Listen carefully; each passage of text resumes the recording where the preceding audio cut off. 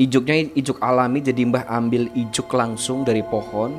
Kemudian di dalam sini tuh ada bambunya. Bambu ini Mbah ambil dari bekas orang yang membuat keranda bambu itu.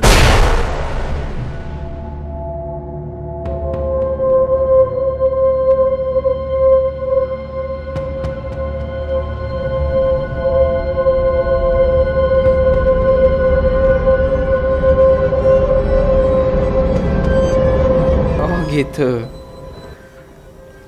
Ya, kalau ini tuh sebetulnya boneka kayu, ini koleksi aja sih.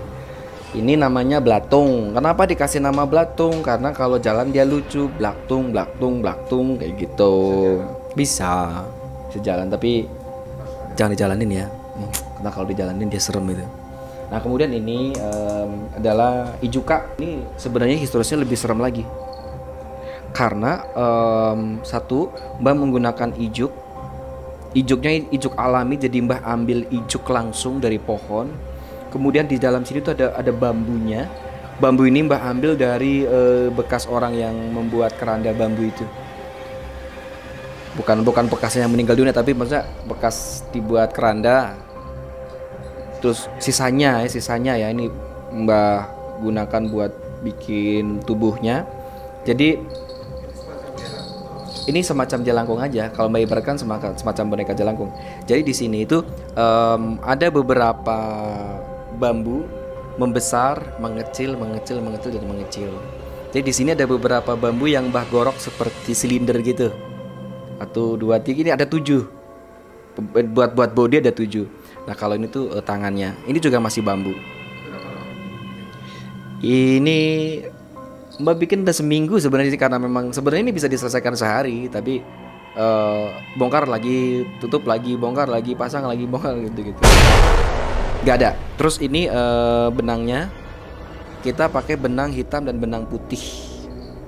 Kalau benangnya sih benang biasa. Nah kalau tempurungnya sama, ini tempurung yang biasa buat apa namanya? Ya buat gayung ya ini tuh. Nah itu. Enggak lah, ini biarkan saja, orang ini benda mati juga, nggak akan menghantui siapa-siapa. Mbak nggak terlalu tahu ya, karena memang cuma pesen aja sih sini sebenarnya. Enggak, dari pengrajin Jawa juga. Dan sekarang kan banyak juga dijual. Nah, ini sebelum ada banyak orang yang menduplikat boneka jelangkung ini, boneka Blatung ini, tahun 2015 Mbak udah punya ini dan Mbak gunakan di tahun 2016. Jadi pas saat ya, ini tahun 2015 Mbak buat, Mbak pesan. Terus tahun 2017 Mbak pakai 2016. Terus tahun 2016 Mbak pakai buat property shooting. Sekarang jarang Mbak pakai lagi. Mbak ngeliat bentuknya unik, Mbak beli aja gitu. Berapa beli itu? Dulu Mbak beli murah sih. Ya nggak sampai seharga motor lah, paling seharga sepeda. Motor apa dulu ya? Kalau motor Ninja mah 250 juta ya. Enggak, ini murah. Kadang di sini, kadang di kamar, tergantung moodnya Mbak Mijan. Kalau Mbak lagi mood tak pasang di sini. Kalau lagi nggak mood, kalau lagi rindu tak pasang di sini. Kalau lagi nggak rindu tak buang di sana di kamar belakang. Kalau ini sih sebenarnya boneka-boneka lucu aja gitu. Kenapa Mbak pasang di sini? Jadi setelah Mbak Mijan punya lemari dari kayu jati, terus dititipin ke sini, dan kebetulan Mbak juga ini memesan meja khusus, meja yang saat menebang pohonnya ini Mbak ikut ke situ. Ini pohon ini, iya, meja ini. Historisnya gitu. Jadi waktu itu Mbak ditelepon, Mbak, aku mau nebang kayu tapi beberapa kali alat tebangku macet gitu kan. Katanya si pohonnya angker. Mbak datang, terus ya udah kita ritual. Ini baru kepotong. Mbak minta yang berlubang buat aku, buatin ya. Nah, ini dibuat meja gitu. Nah ini kayu angsana. Nah setelah Jawa ini, setelah Mbah pindah ke sini, nggak tahu tiba-tiba ada sosok anak kecil, ada 2 yang sering main di kamar boneka ini tuh. Makanya di kamar boneka, tapi kan sering kadangkala keluar masuk kan. Ya udah Mbak biarin aja deh kalau memang seneng. Inilah sebabnya kenapa ada di sini, karena biar buat mainan mereka. Saya sih kadangkala kalau makhluk halus gak menginginkan mereka tinggal di sini, tapi di saat yang sekarang itu tinggal adalah anak kecil 2. Sosoknya seperti anak kecil, rambutnya dibiarkan lurus acak-acakan begitu. Dia sedang pakai baju putih. Sosok anak kecil cewek 2, kembar. 10 tahunan kalau mengibarkan ke anak kecil manusia ya, 10 tahunan. Dua-duanya, tapi usia mereka di alam sana ya sudah puluhan tahun, ratusan tahun. Nah seneng banget bermain naik turun tangga. Yaudah makanya Mbak bilang, coba deh kasih boneka yang lucu-lucu aja kali ya, barangkali dia mau mainan di sini gitu kan. Iya, buat mainan. Ini kadang-kadang dia tuh malam-malam gitu kotak-kotak sendiri. Terus pintu juga dimainin. Terus ini kan boneka belatung juga ada kotaknya sendiri kan. Kadang-kadang juga bunyi kuplak dimainin. Setelah ada lemari kayu jati yang di bawah, yang Mbak taruh di bawah itu kan titipan dari orang, katanya Mbah lemariku kok kayaknya ada yang aneh-aneh nih, ada sesuatunya katanya. Soalnya ini lemari bukan lemari yang aku beli, ini peninggalan dari nenek moyang. Usianya udah puluhan tahun katanya. Boleh nggak dipindah di sini? Iya, setelah di lemari kok ada lemari dulu. Iya, kok ada anak kecil mainan lemari, saya bilang.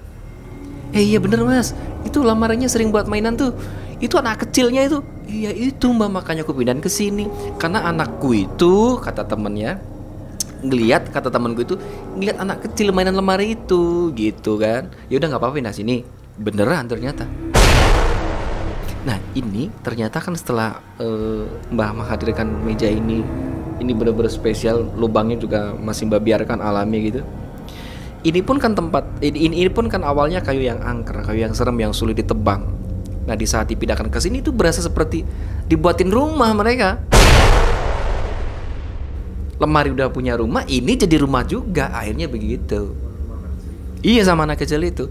Sebenarnya Mbak Mija tuh orang yang paling galak. Ketika rumah saya bisa ditempati sama makhluk halus, tuh langsung biasanya Mbak itu usir, biasanya Mbak itu depak gitu loh.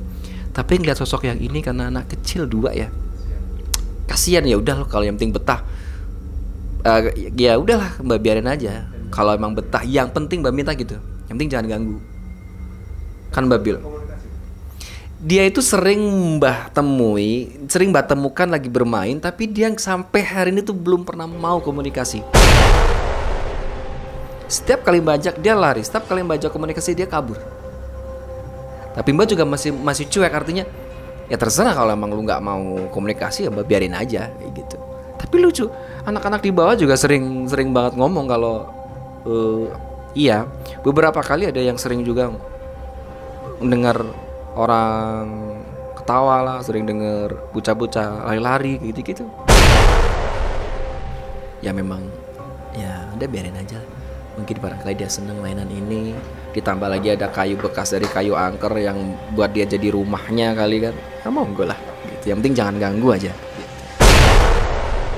Ini itu trisula tapi dari fosil Dari fosil kayu rotan. Dari fosil bambu kuning. Dari sananya sih udah hitam kayak gini sih. Karena fosil kan, bambunya kan keras ini. Tuh. Kayak batu, udah kayak batu. Iya. Kan ada fosil kayu, ada fosil bambu gitu kan. Nah, ini fosil bambu. Kalau usia pastinya sih nggak tumbah, cuma meraba aja, mungkin sekitar ratusan tahun. Karena waktu itu kan kakek juga punya, udah lama banget kan. Kakek wafat aja usia 80-an. Berarti kalau dari remajanya mungkin sekitar bisa ratusan tahun ini usianya. Ya saya menghargai estetika dari benda ini aja sih. Enggak ada yang aneh-aneh. Cuma peninggalannya biasa saja. Karena Mbak juga bukan orang yang terlalu senang dengan koleksi benda-benda antik, benda-benda aneh, enggak. Iya, Mbak paling senang koleksi kayu-kayu kayak gini. Kadang-kadang Mbak buat iseng-iseng, yuk bikin tasbih yuk, gitu-gitu. Jadi mencari kayu yang ada energinya, kita bikin tasbih. Mbak lebih senang koleksi tasbih kayak gini-gini gitu misalnya. Jadi gali asam spesial Mbak bikin sendiri, Mbak pesan sendiri gali asam. Kayu gali asam. Ini kayu merah. Kayu merah, kalau ini kayu merah dari Papua.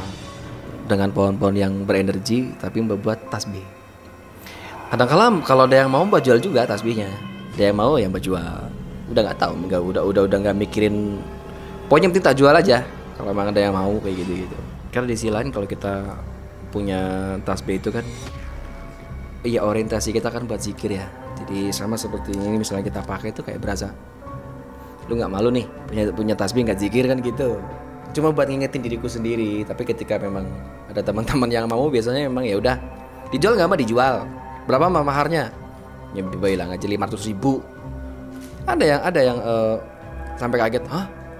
Produknya Mbak Mijan cuma 500.000. Ya kalau udah bicara tasbih di sini kan buat Mbah, ya memang nggak ada untungnya. Buat pengrajin, buat apa segala macem, ya udah habis. Bikin di Kediri. Cuma karena memang ya seneng aja dengan tasbih, ya udah. Nih 500.000 tuh paling cuma buat biaya ongkos ganti mereka aja sama buat ongkos kirim gitu kan. Tapi Mbak seneng.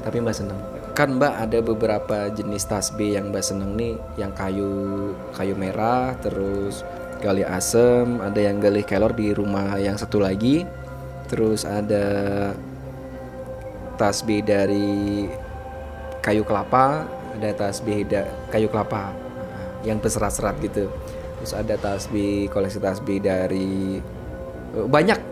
Besok kapan-kapan boleh Mbak kasih tuh, liatin tuh koleksi tasbihku dari kayu-kayu yang unik, kayu-kayu aneh. Ada tasbih dari kayu jati, ada tasbih dari kayu jambu, ada. Tapi kayu-kayu yang Mbak buat itu ada historisnya sendiri. Banyak, nggak tahu dia. Belum sampai ratusan tapi puluhan sih ada. Dari yang kecil, gede, jadi semua Mbak ada. Dari berbagai macam bahan, ada yang dari batu, ada yang dari kayu. Gitu. Di rumah yang satu. Nanti kapan-kapan saya pamerin. Sampai saya tunggu aja.